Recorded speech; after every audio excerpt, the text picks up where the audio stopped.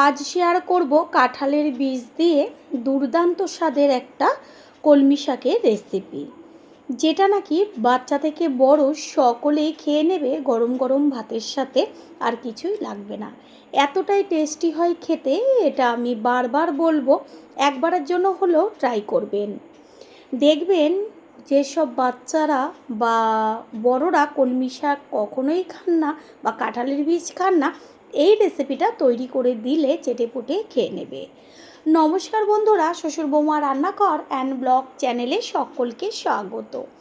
তাহলে কি করে তৈরি করব সেটাই দেখে নেওয়া যাক। সবার প্রথমে এইখানে এক আঁটি কলমি শাক নিয়েছি, আর শাকটা এতটাই কচি, সেই কারণে গোড়ার দিকে ডাঁটির অংশটা বেশিটা বাদ দেব না, একদম সামান্য একটু কেটে বাদ দিয়ে দেব। তারপর ভালো করে জল দিয়ে ধুয়ে ফিরে এসেছি। দেখাই যাচ্ছে যে কতটুকু আমি গোড়ার দিকে বাদ দিয়েছি, আর ভালো করে 6 থেকে 7 বার জল পাল্টে পাল্টে ধুয়ে নিয়েছি। এবার শাকটাকে কেটে নিয়ে ফিরে আসব।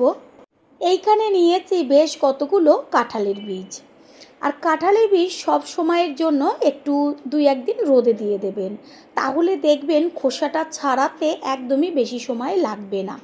ধরা মাত্রই বীজগুলো যেহেতু খোসাটা ফেটে ফেটে যাবে, সেই কারণে ধরা মাত্রই খোসাগুলো খুলে আসবে। আমি কিভাবে তাড়াতাড়ি খোসাটা ছাড়ানো যায় সেটাই এখানে কেটে দেখাচ্ছি।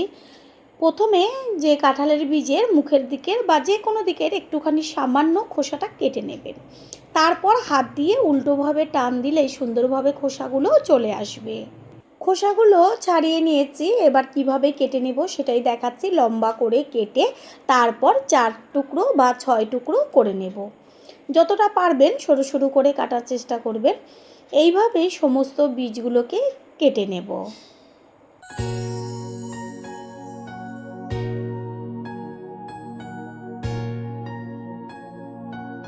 সমস্ত বীজগুলো কেটে নিয়ে ফিরে এসেছি, জলে ভিজিয়ে রেখেছি। এটা জলে ভিজানো থাক।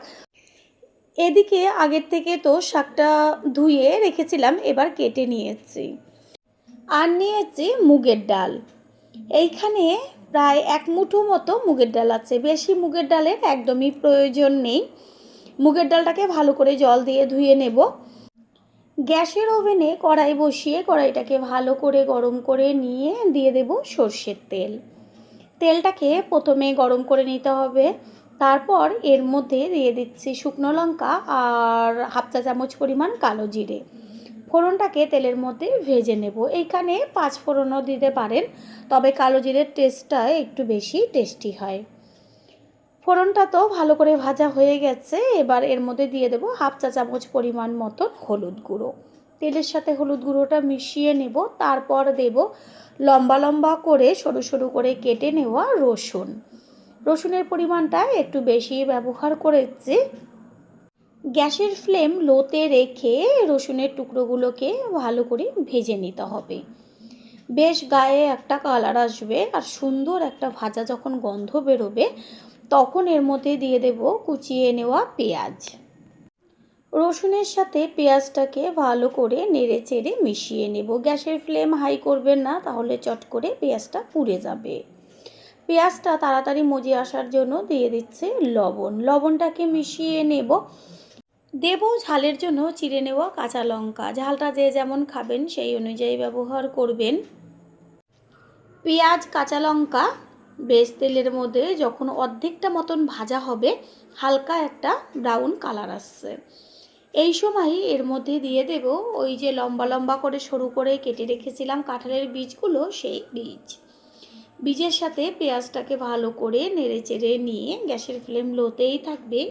দেব 1/2 চা চামচ পরিমাণ হলুদ গুঁড়ো।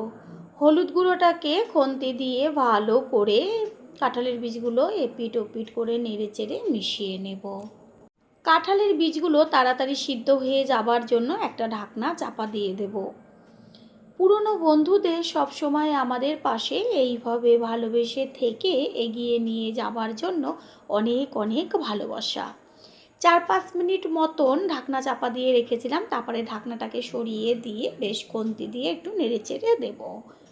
বীজগুলো অর্ধেকের বেশি সিদ্ধ হয়ে গেছে। এই পর্যায়ে এর মধ্যে দিয়ে দেব ওই যে এক মুঠো মুগের ডাল নিয়েছিলাম, সেটাকে 5-6 বার ভালো করে জল পাল্টে ধুয়ে নিয়েছি। জলটাকে ঝরিয়ে সেই মুগ ডালটা এবার দিয়ে কাঁঠালের বীজের সাথে ভালোভাবে ভেজে নেব। খেয়াল রাখবেন যেন ডালটা একদম পুরো ভাজাতে লাল লাল না হয়ে যায়, বেশ একটু হালকা হালকা ভাজা হবে, সুন্দর একটা ভাজা মুগ ডালের গন্ধ বেরোবে। সেই সময়ই এর মধ্যে দিয়ে দেব ওই যে কেটে রেখেছিলাম শাক, সেই শাক। প্রথমবার যারা আমাদের চ্যানেল ভিজিট করছেন তাদের আন্তরিক শুভেচ্ছা ও অনেক ভালোবাসা। আমাদের রেসিপিগুলো যদি ভালো লেগে থাকে সাবস্ক্রাইব করে দেওয়ার অনুরোধ রইল ও পাশে থাকা বেল আইকনে ক্লিক করলে পরবর্তী ভিডিওগুলো সবার আগে আপনাদের কাছে পৌঁছে যাবে। শাকটা ভালো করে সব কিছুর সাথে নেড়েচেড়ে মিশিয়ে নেব। লবণ তো আগে ব্যবহার করিনি, এবার এর মধ্যে দিয়ে দেব লবণ। আর লবণ দেওয়ার সাথে সাথে শাকের থেকে জল বেরোতে শুরু করবে। গ্যাসের ফ্লেম প্রথমে হাইতে রাখতে হবে, কারণ শাকটা বেশ একটু এগুলোর সাথে ভাজা ভাজা হবে। লবণ দেওয়ার সাথে সাথে শাকটা একদম মজে আসছে। আর কতগুলো শাক ছিল, এখন কতটুকু হয়ে গেছে, আরও কমে যাবে। গ্যাসের ফ্লেম তো হাইতে রয়েছে। যখন দেখবেন শাকটা একটু ভাজা ভাজা হয়ে গেছে, গ্যাসের ফ্লেমটা হাইতেই থাকবে। একটুখানি দিয়ে দেব হাফ কাপ পরিমাণ জল। জলটা দিয়ে তারপরে যখন দেখবেন জলটা একটু ফুটছে, তখন গ্যাসটা একদম লোতে রেখে একটা ঢাকনা চাপা দিয়ে দেব।